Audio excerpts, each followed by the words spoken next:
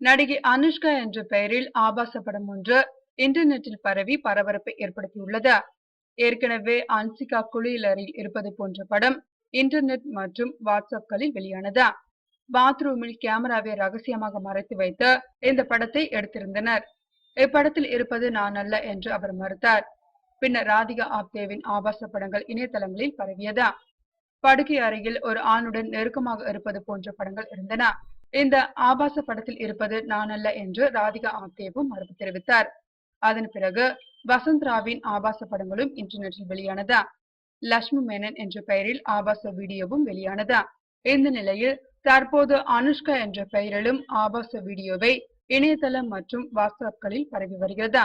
அந்த படத்தில் இருப்பது அனுஷ்கா தானா அல்லது மார்பிங் செய்யப்பட்ட போலி வீடியோவா என்பது உறுதிப்படுத்தப்படவில்லை.